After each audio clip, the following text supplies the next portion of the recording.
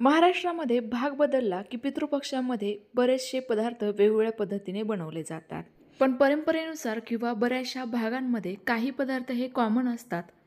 हेच पदार्थ भरपूर प्रमाणामध्ये किंवा वेगवेगळे बनवले जात असल्यामुळे वेळ फार लागतो. याच वेळेची बचत व्हावी, कमी कष्टामध्ये आणि कमी भांड्यांचा पसारा घालून देखील भरपूर जणांकरिता हा स्वयंपाक कसा बनवायचा हेच मी आज तुम्हाला दाखवणार आहे. नमस्कार, मी तेजश्री खाद्यप्रेमी या यूट्यूब चॅनलमध्ये तुम्हा सर्वांचं मनापासून स्वागत करते. आमच्याकडे ना या श्राद्धाच्या थाळीमध्ये गोड भजे किंवा गोड पुऱ्या बनवण्याची प्रथा आहे. त्याकरिताच मी या ठिकाणी 1 वाटी बारीक चिरलेला गूळ, पाव वाटी पाणी घालून व्यवस्थित असा भिजवून घेणार आहे. हा जास्त वेळ आपण भिजत बसण्याची गरज नाही आहे. जरा वेळ साईडला ठेवून द्या, तो आपोआप भिजेल आणि आपलं गुळाचं पाणी तयार होईल. आता पुढील प्रोसेस करूयात. तर सर्वांत अगोदर एक कॉमन वाटण बनवून घेऊयात. त्याकरता 10 ते 15 हिरव्या मिरच्या, 15 ते 20 लसूण पाकळ्या आणि 1.5 इंच अद्रक जराही पाणी न घालता मिक्सरला फिरवून घेऊ, ज्यामुळे आपल्याला सुक्या भाज्या पटपट बनवायला सोपं पडेल. लगेच आता भाज्या बनवायला घेऊयात. तर या थाळीमध्ये 5 प्रकारच्या सुक्या भाज्या बनवाव्या लागतात. त्यामध्ये सर्वात पहिले आपण कारल्याची भाजी बनवूयात. त्याकरिता कढाईमध्ये 2 चमचे तेल, अर्धा चमचा मोहरी, अर्धा चमचा जिरे, हळद, काळं तिखट आणि त्यासोबत लाल तिखट घालून घेतलंय. याचं प्रमाण तुम्ही कमी अधिक करू शकता तुमच्या आवडीप्रमाणे. लगेचच कारल्याच्या पातळ पातळ चिरलेल्या फोडी घालायच्या आहेत. लगेचच चवीनुसार मीठ घालून घेऊ, ज्यामुळे कारलं जरा सुद्धा कडू होणार नाही. सोबतच थोडंसं ओलं नारळ घालायचं. हे घालणं पूर्णतः ऑप्शनल आहे. आणि 2 ते 3 चमचे शेंगदाण्यांचा कूट घालायचा. हा कूट देखील पूर्वतयारीमध्येच अगोदर बनवून ठेवायचा. आता संपूर्ण जिन्नस व्यवस्थित अशी परतवून घेऊयात, मिक्स करून घेऊयात आणि लगेचच यावर झाकण ठेवून साधारणतः 3 ते 4 मिनिटाची वाफ काढून घेऊ.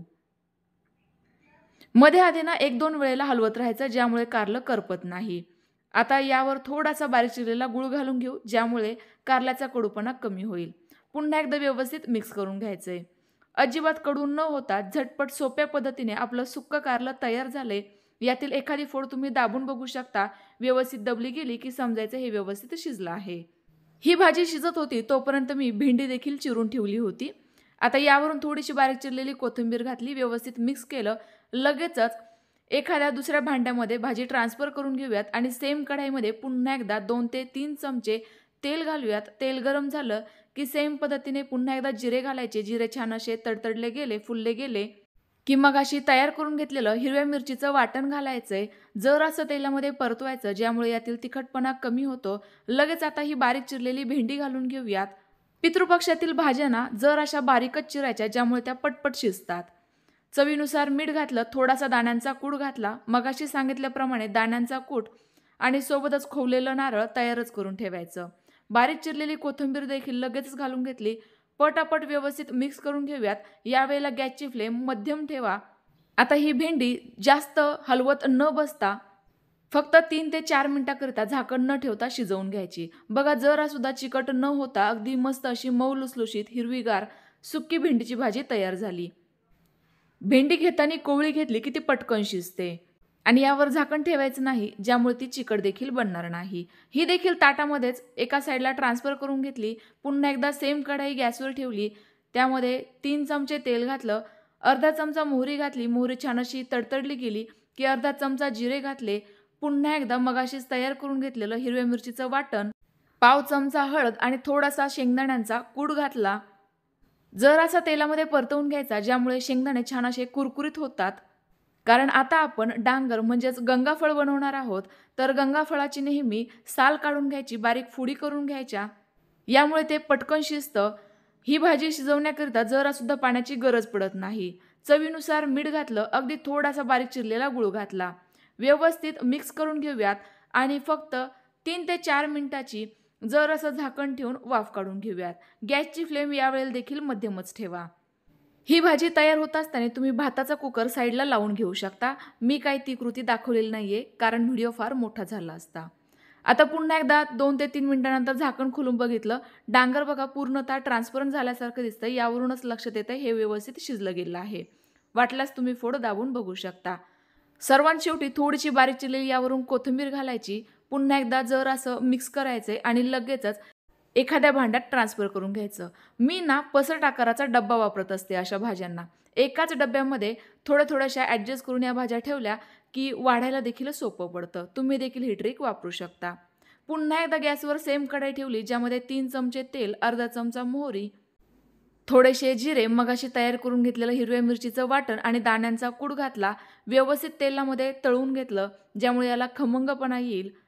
आता पाव चमचा हळद घालूयात आणि आदल्या दिवशीच निसून ठेवलेल्या म्हणजेच निवडून ठेवलेल्या गवारीच्या शेंगा घातल्या. वरून चवीनुसार मीठ आणि थोडीशी बारीक चिरलेली कोथिंबीर घातली. व्यवस्थित मिक्स करून घेऊयात. इतर भाज्यांपेक्षा गवारीच्या शेंगा शिजायला थोडासा वेळ जास्त लागतो, त्यामुळेच यामध्ये 2 ते 3 चमचे पाणी घालायचे. या शेंगा कारण आपल्याला सुक्याच बनवायच्या आहे, फक्त वाफ तयार होण्यापुरतं पाणी घाला, झाकण ठेवा आणि 2 ते 3 मिनिटाची वाफ काढून घ्या. बस आपली अगदी झटपट अशी गवारीच्या शेंगांची देखील सुक्की भाजी तयार झाली आहे. मस्त अशी खमंग तयार होते. तुम्ही ही मुलांच्या डब्याला देखील झटपट बनवून देऊ शकता. पितृपक्षाची थाळी ही देवांना नैवेद्य म्हणून दाखवली जात नाही, ती माणसांनाच दाखवली जाते. त्यामुळे आम्ही लसूण, कांदा वापरतो. जर तुम्ही वापरत नसाल तर स्किप करू शकता. आता आपण झटपट सुक्की मेथीची भाजी बनवूयात. त्याकरिता सेम कढईमध्ये पुन्हा एकदा 2 ते 3 चमचे तेल घातलं, अर्धा चमचा जिरे, 2 बारीक चिरलेल्या हिरव्या मिरच्या, 3 बारीक चिरलेला लसूण पाकळ्या घातल्या. जर अशा परतवून घेतल्या, ज्यामुळे यातील कच्चेपणा दूर होईल. चवीनुसार मीठ घालायचं, ज्यामुळे मिरच्या दातांखाली आल्या तरी देखील चवदार लागतील. लगेचच ही धुवून घेतलेली हिरवी मेथी घालायची आणि अगोदरच तयार करून ठेवलेल्या दाण्यांचा कूट घालायचा. पटापट व्यवस्थित असं मिक्स करून घ्यायचं. मीठ हे थोडंसं बेताने घालायचं, कारण ही भाजी फारच कमी होते. झाकण ठेवून पुन्हा एकदा 2 ते 3 मिनिटाची वाफ काढून घेतली. बघा आपली या ठिकाणी सुक्की मेथीची भाजी तयार झालेली आहे. ही भाजी देखील धुवून घेतलेली असल्यामुळे यामध्ये पाण्याचा जर असा अंश असतो, पाणी टाकण्याची जराही गरज नाहीये. झाकण ठेवली की पटकन शिजली जाते. सुक्या भाज्या तयार होईपर्यंत इकडे आपला गूळ देखील व्यवस्थित असा वितळला गेलेला आहे. हा आपण गाळणीने गाळून घेऊयात, ज्यामुळे यामध्ये जर काही खडे कचरा असेल तर तो निघून जाईल. मगाशी मी तुम्हाला भाताचा कुकर लावला हे तर सांगितलं, पण त्यासोबत एक टिप्स सांगायची राहून गेली. ती म्हणजे भाताच्या कुकरमध्ये एखादा चमचा तुरीची डाळ घालायची, ज्यामुळे आपल्याला वरण करत बसण्याची गरज पडणार नाही. आता या गाळून घेतलेल्या गुळाच्या पाण्यामध्ये जराशी इलायची पूड, चिमूटभर मीठ आणि 2 चमचे बारीक रवा घातलाय. सोबतच आता गरजेनुसार गव्हाचं पीठ घालूयात. गव्हाचं पीठ व्यवस्थित चाळून घ्या, ज्यामुळे याला चिकटपणा राहील. याच्या जर तुम्ही पुऱ्या बनवणार असाल तर पीठ अगदी छान असं घट्टसर भिजवा आणि भजे करणार असाल तर सैलसर ठेवलं तरी देखील चालणार आहे. आता गरजेनुसार यामध्ये मी थोडं करून पीठ घालते आणि व्यवस्थित असा घट्टसर गोळा भिजवून घेते. साधारणतः एवढ्या मिश्रणाला मला 1.5 कप गव्हाचं पीठ लागलं असेल. माझी छान अशी मऊसूत आणि जर अशी घट्टसर गोड पुरीची कणिक भिजवून तयार झाली आहे. यावर झाकण ठेवून भिजण्याकरिता जरा वेळ साईडला ठेवून देऊ आणि इतर तयारी करून घेऊ. आता बनवणार आहोत दह्याची कढई. जर तुमच्याकडे दही नसेल, ताक घेतलं तरी देखील चालणार आहे. वाटीभर दह्याकरिता 2 चमचे बेसन पीठ घेतलंय. जर अशी हळद घालूयात. काही भागांमध्ये हळद घातली जात नाही, त्यांनी स्किप केली तरी देखील चालेल. चवीनुसार मीठ आणि थोडीशी बारीक चिरलेली कोथिंबीर घालायची आणि 1 वाटी पाणी घालूयात. आता हे रवीने किंवा माझ्यासारखं विस्करणे व्यवस्थित असं मिक्स करून घ्यायचं, ज्यामुळे यामध्ये जरासुद्धा गाठी होणार नाही. जर तुमचं दही जास्तच घट्टसर असेल, त्यामध्ये गाठी असेल तर त्या गाठी अगोदरच मोडून घ्या. यामुळे मिश्रण पटकन व्यवस्थित असं एकसारख्या कन्सिस्टन्सीचं तयार होईल. बघा आपल्या या मिश्रणामध्ये जरासुद्धा बेसन पिठाच्या गाठी नाही आहेत. व्यवस्थित मिक्स झाले. लगेचच फोडणी करूयात. त्याकरिता एखादा स्टीलचं पातेलं किंवा कढाई गॅसवर ठेवायची. 2 चमचे तेल घालूयात. तेल गरम झालं की लगेच अर्धा चमचा मोहरी, अर्धा चमचा जिरे घालायचे. हे छान असे फुलले गेले, तडतडले गेले की लगेच थोडीशी कढीपत्त्याची पाने, पाव चमचा हिंग घालायचा आहे. मगाशी तयार करून घेतलेली हिरव्या मिरचीची पेस्ट घालायची. त्याचा व्हिडिओ माझ्याकडनं स्किप झालाय. आणि लगेचच हे तयार करून घेतलेलं कढीचं मिश्रण घालायचं. हे घालण्या अगोदर जर असं पहिले ढवळून घ्या, ज्यामुळे बेसन पीठ व्यवस्थित मिश्रणात मिक्स होईल. तयार होणारी पितृपक्षाची थाळी साधारणतः 6 ते 7 व्यक्तींकरिता आरामशीर पुरेल, जर मी सांगितलेलं प्रमाण घेतलं तर. आता या वेळेला गॅसची फ्लेम मध्यम करूयात आणि सतत चमच्याने हे ढवळत राहूयात, ज्यामुळे कढी फाटणार नाही. आता सर्वात शेवटी चवीनुसार मीठ घालायचंय. आवडत असल्यास थोडासा गूळ किंवा साखरही घालू शकता. पुन्हा एकदा जर असं ढवळून घ्यायचंय, मिक्स करून घ्यायचंय आणि जास्त वेळ उकळत न बसता लगेच गॅसवरून उतरून घेऊयात. आपली कढी तयार झाली. आता झटपट मी तुम्हाला खीर कशी बनवायची ते दाखवते. तर अगोदरच सांगितल्याप्रमाणे मी भात हा शिजवून घेतलेला होता. त्यातील थोडासा भात वाटीत काढून घेतलाय. हा चमच्याने मॅश करून घ्यायचा, ज्यामुळे खीर जास्त वेळ न शिजवता पटकन दाटसरपणा येतो. आता यामध्ये जरासं दूध घालूयात, ज्यामुळे आपलं तांदळाचं म्हणजेच भाताचं मिश्रण तयार होईल. आपल्याला सेपरेट तांदूळ न भाजता किंवा न भिजवता किंवा मिक्सरलाही न फिरवता झटपट अशी खीर बनवता येईल. आता कढाईमध्ये 2 चमचे तूप घालूयात. साजूक तुपाचा वापर करा, ज्यामुळे खिरीला टेस्ट जास्त छान येईल. तूप गरम झालं की आवडीप्रमाणे ड्रायफ्रुट्स आणि थोडासा ओल्या नारळाचा चव घालायचा आहे. ड्रायफ्रुट्समध्ये मी चारोळी, काजू आणि बदाम वापरलेले आहेत. आता हे जर असे तुपामध्ये फ्राय करून घेते. यामुळे यातील कच्चेपणा दूर होईल, छान असा खमंगपणा येईल. व्यवस्थित परतवून झालं, लगेचच तयार करून घेतलेलं भाताचं मिश्रण घालायचंय. आपण अगोदरच तांदूळ शिजवून घेतलेला असल्यामुळे आता खीर जास्त वेळ शिजवण्याची जरासुद्धा गरज नाहीये आणि हा मॅश केल्यामुळे आपल्या खिरीला पटकन दाटसरपणा देखील येतो. आता गरजेनुसार साधारणतः 1 लिटर गाईचं किंवा म्हशीचं दूध घालायचंय, व्यवस्थित मिक्स करून घ्यायचंय आणि छान अशी मंद गॅसवर उकळी काढून घ्यायची. तुमच्याकडे असल्यास चिमूटभर यामध्ये केशर देखील घालू शकता. आता या खिरीला एक उकळी येत आहे, तोपर्यंत आपण उर्वरित तयारी करून घेऊयात. तर आता मी बनवतीये आमटी, जी आपल्याला अळूच्या वड्यांसोबत सर्व करावी लागते. त्याकरिता 2 कांदे गॅसवर खमंग असे भाजून घेतलेले आहेत. जरासा काळपट रंग येईपर्यंत. अर्धी मूठ कोथिंबीरीचे देठ घेतलेत. अर्धा इंच आलं, 2 हिरव्या मिरच्या, 5 ते 6 लसूण पाकळ्या, थोडेसे ओल्या नारळाचे काप घेतलेत. ओलं नारळ होतं म्हणून वापरते, सुकं घेतलं तरी देखील चालणारे. 1 चमचा कच्चे धणे घ्यायचे. घेतलेलं संपूर्ण साहित्य जरासुद्धा न भाजता न परतवता लगेचच मिक्सरच्या भांड्यात घालूयात.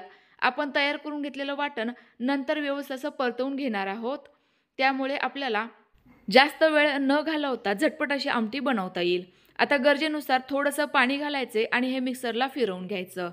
एकदम छान अशी बारीक पेस्ट व्हायला हवी. लगेचच फोडणी करूयात. त्याकरिता कढाईमध्ये 2 ते 3 चमचे तेल घातलं. तेल गरम झालं की सुके मसाले घालूयात, ज्यामध्ये पाव चमचा हळद, 1 चमचा धना पावडर, 1 चमचा किंवा चवीनुसार लाल तिखट, अर्धा चमचा काळं तिखट आणि अर्धा चमचा सुहाणा मटण मसाला घातलाय. यावेळेला गॅसची फ्लेम एकदम कमी ठेवायची आणि जरासा हा मसाला व्यवस्थित असा तेलामध्ये परतवून घ्यायचा. जास्तही वेळ परतवू नका, नाहीतर मग हा करपू शकतो. लगेचच तयार करून घेतलेलं वाटण घालायचंय आणि पटापट व्यवस्थित असं यामध्ये मिक्स करूनच आता हा छान असा परतवून घेऊयात, कारण यामध्ये आपण बरेचशी जिन्नस कच्चीच घातलेली होती. आता याला जोपर्यंत छान असं तेल सुटत नाही किंवा रंग बदलत नाही, तोपर्यंत हा परतवून घेऊयात. तर बघा, आपल्या वाटणाला किती छान असा गडद रंग आलेला होता. त्यावेळेला आता यामध्ये मी पाणी घालतीये. व्यवस्थित असं मिक्स करून घेऊयात. आपली तयार झाली काळ्या वाटणातील झणझणीत आमटी. आता हिला फक्त 1 उकळी काढून घ्यायची. ओलं नारळ वापरल्यामुळे या आमटीला टेस्ट अप्रतिम येते. तुम्ही नक्की ट्राय करून बघा. तर बघा, मस्त अशी तर्री देखील आलेली आहे, उकळी आलेली आहे. आता सर्वांत शेवटी यामध्ये थोडीशी बारीक चिरलेली कोथिंबीर घालूयात आणि लगेचच गॅसवरून कढई खाली उतरवून घेऊयात आणि साईडला ठेवूयात. ही आमटी ना आमच्याकडे अळूच्या वड्यांसोबत सर्व केली जाते. आजची जी मी थाळी बनवतीये ती बऱ्यापैकी मराठवाडा, नगर, नाशिक आणि त्यासोबत खानदेशातील काही भागांमध्ये बनवली जाते. इकडे आपल्या या खिरीला देखील छान अशी खळखळून उकळी आली आहे. छान अशी व्यवस्थित दाटसर झाली आहे. आता चवीनुसार साधारणतः अर्धा वाटी किंवा 3 ते 4 चमचे साखर घातली. पाव चमचा इलायची पूड घातली. पुन्हा एकदा व्यवस्थित मिक्स करून घेऊयात आणि जर अशी उकळी काढून घेऊयात. आपली खीर देखील व्यवस्थित अशी तयार झाली आहे, जास्त काही फापट पसारा न घालता. लगेच आता पितृश्राद्धामध्ये तयार केले जाणारे उडीद वडे तयार करून घेऊयात. हे उडीद वडे प्रत्येक भागामध्ये बनवलेच जातात. त्याकरिता मी सकाळीच 1 वाटी उडीद डाळ पाण्यामध्ये धुवून भिजत ठेवलेली होती. ही व्यवस्थित भिजली गेली आहे. त्यानंतर आता यातील संपूर्ण एक्स्ट्राचं पाणी काढून मिक्सरच्या भांड्यात काढून घेऊयात. 4 हिरव्या मिरच्या, 4 लसूण पाकळ्या आणि अर्धा इंच आलं घालायचंय आणि जरासुद्धा पाणी न घालता मिक्सरला व्यवस्थित असं बारीक फिरवून घ्यायचं. या पद्धतीची आपली उडीद डाळीची पेस्ट तयार झाली आहे. जेवढी शक्य आहे तेवढी व्यवस्थित अशी बारीकसर पेस्ट तयार करून घ्यायची, ज्यामुळे वडे देखील व्यवस्थित असे टम्म फुलतात, जरासुद्धा सोडा किंवा इतर साहित्य न वापरता. आता हे एखाद्या खोलगट भांड्यामध्ये काढून घेऊयात, ज्यामुळे मिक्स करायला सोपं पडेल. बऱ्याचदा आपल्याला उडीद वड्यांचं पीठ एकाच दिशेने फेटत बसावं लागतं, ज्यामुळे उडीद वडे हलके फुलके होतात. पण तुम्हाला जर असं करायचं नसेल तर माझ्याप्रमाणे या पिठामध्ये फक्त जरासं मीठ घाला, बारीक चिरलेली कोथिंबीर घाला, अगदी जरासं मिक्स करा आणि जरा वेळाकरिता साईडला ठेवून द्या, ज्यामुळे यामध्ये आपोआपच हवा भरली जाईल आणि पीठ व्यवस्थित भिजलं जाईल, जरासं फर्मंट होईल. हे पीठ भिजते तोपर्यंत आपण अळूवडीची तयारी करून घेऊयात. तर आजची ही अळूवडी मी एकदम सोप्या पद्धतीने दाखवतेय. त्याकरिता 1 कप बेसन पीठ घेतलं, ज्यामध्ये मगाशी तयार करून घेतलेलं चमचाभर हिरव्या मिरचीचं वाटण, चिंच गुळाचा कोळ, चवीनुसार मीठ, हळद आणि जराशी धनापूड घातली. आता यामध्ये थोडं थोडं करत पाणी घालूयात आणि पीठ व्यवस्थित असं भिजवून घेऊयात. रेग्युलरच्या अळूवडीपेक्षा हे पीठ जर असं सैलसर ठेवायचं, साधारणतः या स्वरूपाचं. आणि आणखी एक टिप्स म्हणजे अळूची पाने घेताना एकदम कोवळी घ्यायची आणि चॉकलेटी देठाची घ्यायची, ज्यामुळे अळूवडी पटकन शिजेल, घशात देखील खवखव होणार नाही. तयार करून घेतलेलं म्हणजेच भिजवून घेतलेलं पीठ लगेचच पानाच्या उलट साईडने लावून घ्यायचे. आता पानं जर कोवळी असेल तर 2 पाने तुम्ही एकावर एक ठेवून वापरू शकता आणि जर थोडीशी कडक स्वरूपाची असेल, निब्बर असेल तर एकाच पानाची वडी तयार करायची आहे, म्हणजेच रोल तयार करून घ्यायचा आहे. माझी पानं कोवळी असल्यामुळे मी एका वेळेला 2 पाने घेतलेली आहेत. आता या पद्धतीने घडी घालून यांचा छान असा घट्टसर असा रोल तयार करून घेते. आता या ठिकाणी मी कोवळी आणि कमी पानं वापरायला सांगितली. याचं कारण म्हणजे हे रोल आपण वाफवून न घेता डायरेक्ट तळून घेणार आहोत, ज्यामुळे ते पटकन शिजले जातील. तर साधारणतः 3 अळूचे रोल तयार करून घेतलेत. आता हे शिल्लक राहिलेल्या बेसन पिठामध्ये जर असे घोळून घ्यायचे, ज्यामुळे याचं आवरण जे आहे ते देखील मस्त असं कुरकुरीत तयार होतं. अळूवडी जरा वेळ साईडला ठेवून दिली, कारण एकाच वेळेला आपण तळण तयार करून घेऊ. लगेच आता हे गोड पुऱ्यांचं पीठ भिजवून घेतलेलं आहे, त्याच्या लगेचच पुऱ्या बनवून घेऊयात. त्याकरिता छोटासा पिठाचा गोळा करून घेतला, कोरड्या पिठात घोळवून घेतलाय. आता याची पुरी लाटून घेऊयात. ही पुरी लाटत असताना जास्तही कोरड्या पिठाचा वापर करू नका, नाहीतर मग यामध्ये आपण गुळ वापरला असल्यामुळे पुरी पटकन काळपट रंग पकडेल आणि व्यवस्थित अशी आतून तळली जाणार नाही. पुरी तळून झाली की लगेचच पहिले ती तळून घ्यायची, कारण आपलं तेल गोड आहे तर पुरी देखील गोडच आहे, हिला तिखटपणा लागणार नाही. कारण ही पुरी तळल्यानंतर तेल जर असं गोड होतं आणि तिखट पदार्थ तळला तर तेल तिखट होतं. आता ही पुरी तळत असताना गॅसची फ्लेम एकदम कमी ठेवायची आणि मस्त अशी खमंग टम्म फुलेपर्यंत पुरी व्यवस्थित तळून घ्यायची. जर तुमच्या पुऱ्या व्यवस्थित फुलत नसेल तर याचा अर्थ म्हणजे तुम्ही गुळ या ठिकाणी जास्त वापरला असेल.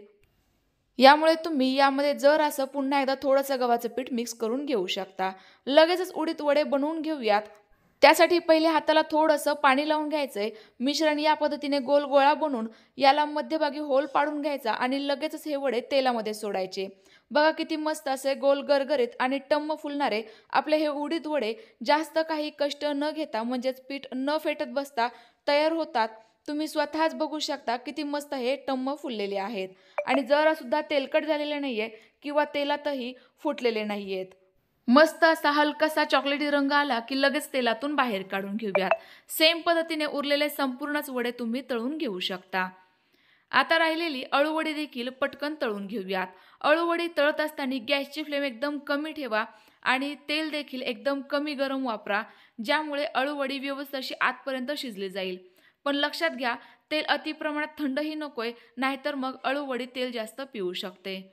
एका वेळेला कढईत मावेल इतक्याच अळूवड्या सोडायच्या आणि व्यवस्थित अशा खमंग रंग येईपर्यंत किंवा आतपर्यंत शिजल्या जाईपर्यंत या तळून घ्यायच्या. जर तुम्हाला ही पद्धत वापरायची नसेल आणि अळूवडी वाफवायची देखील नसेल तर आणखी एक पद्धत मी मागील वर्षी तुमच्यासोबत शेअर केली आहे. त्याची लिंक मी खाली डिस्क्रिप्शन बॉक्समध्ये देते. नक्की चेक करा आणि त्या पद्धतीने अळूवडी तयार करून बघा. आपल्या दोनही खमंग कुरकुरीत अळूवड्या तयार झालेल्या आहेत. तिसरी ही अळूवडी तळून घेऊयात. आपला संपूर्ण पितृपक्षाचा स्वयंपाक तयार झालाय. तुम्ही जर स्टीलच्या ताटामध्येच वाढत असाल तर या पद्धतीने वाढून घेऊ शकता. रस्स्याची जिन्नस संपूर्ण एका साईडने ठेवायची आणि कोरडी जिन्नस एका साईडने ठेवायची. मध्यभागी तळणाची पदार्थ ठेवायची, ज्यामुळे हे व्यवस्थित दिसतंही आणि वाढायला देखील सोपं पडतं. या सुक्या भाज्या देखील एकाच पसरट आकाराच्या डब्यामध्ये काढून घेतल्या असल्यामुळे एकही भाजी शिल्लक राहत नाही. संपूर्ण स्वयंपाक व्यवस्थितरित्या वाढला जातो किंवा एखाद्या पदार्थाचा विसरही पडत नाही. तर मी सांगितलेल्या टिप्स आणि झटपट कृती तुम्हाला कशी वाटली कमेंट्स करून नक्की कळवा. रेसिपी आवडली असल्यास लाईक करा आणि जास्तीत जास्त शेअर करा.